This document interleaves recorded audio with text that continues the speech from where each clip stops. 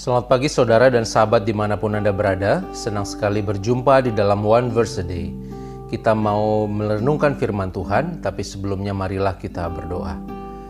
Ya Allah, kami sungguh bersyukur untuk kebaikan Tuhan, untuk hari baru yang Tuhan beri, untuk iman pengharapan di dalam Tuhan.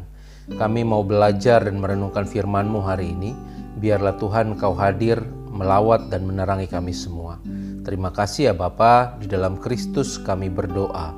Amin. Saudara yang dikasihi Tuhan, firman Tuhan hari ini dari 2 Korintus 11 ayat 29. Jika ada orang merasa lemah, tidakkah aku turut merasa lemah? Jika ada orang yang tersandung, tidakkah hatiku hancur oleh duka cita? Saudara, ayat bacaan kita hari ini merupakan bagian dari klarifikasi Paulus atas tuduhan yang dilemparkan oleh jemaat Korintus terhadap dirinya. Beberapa orang di Korintus yang oleh Paulus disebut sebagai rasul palsu, yakni pekerja-pekerja yang menyamar sebagai rasul Kristus, ini berusaha menghasut dan mempengaruhi jemaat dalam rangka menghilangkan kepercayaan jemaat terhadap Paulus. Mereka menuduh Paulus memanfaatkan peran rasulnya untuk memperkaya diri sendiri. Namun Paulus mengklarifikasi tuduhan tersebut, saudara. Justru terhadap jemaat Korintus, ia memperlihatkan bahwa di dalam pemberitaan Injil ia melakukan itu semua dengan cuma-cuma. Paulus tidak minta dibayar setelah ia mengajar dan berkhotbah di antara mereka. Justru pelayanannya di Korintus didukung oleh sumbangan-sumbangan yang dikumpulkan dari jemaat-jemaat lain. Jadi tuduhan tersebut sebenarnya tidak mendasar. Terlebih lagi, ketika melakukan perjalanan pelayanan, seringkali Paulus mengalami berbagai penderitaan. Artinya, itu semua cukup membuktikan bahwa Paulus sungguh-sungguh memiliki niat dan motivasi yang tulus dalam melayani dan memberitakan Injil.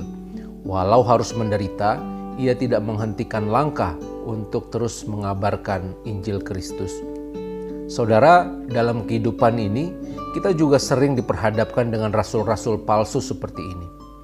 Orang-orang tersebut kerjanya menimbulkan kekacauan di tengah kedamaian, menggosip dan menghasut orang-orang lain agar membenci yang lainnya. Saudara, orang-orang tersebut pintar mengambil hati orang lain dengan menggunakan topeng kebaikan, tetapi sebenarnya memiliki tujuan jahat di belakang. Hari ini kita belajar dari Paulus tentang bagaimana kita mengenal orang-orang yang menggunakan topeng kebaikan dan mana orang-orang yang sungguh-sungguh tulus. Kita bisa membedakan mana pelayan Kristus yang asli dan mana yang palsu dari ketika mereka diperhadapkan dengan berbagai macam tantangan dan penderitaan. Kita dapat membedakannya dengan melihat tindakan Paulus sebagai rasul Kristus. Paulus tidak mundur, saudara, dalam melayani jemaat walaupun ia difitnah dan harus menderita. Ia tetap setia melayani, apakah ada fasilitas yang disediakan jemaat atau tidak. Ia tetap mengasihi jemaat Korintus walaupun terdapat perbedaan pendapat dan bahkan ia seringkali difitnah. Sebaliknya, saudara, pelayan palsu atau orang-orang yang bertopeng ini hanya mementingkan dirinya sendiri saja. Tidak mau susah, bahkan sering memanfaatkan kebaikan orang lain untuk keuntungan diri sendiri.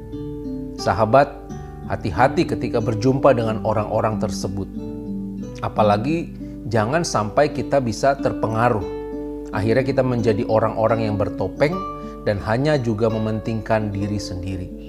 Itu sebabnya saudara, penting bagi kita untuk senantiasa menjaga benteng hati, pikiran, dan iman kita, agar kita tidak mudah tertipu oleh kebaikan yang semu, namun sebenarnya menjerumuskan kita kepada praktik atau tindakan yang salah.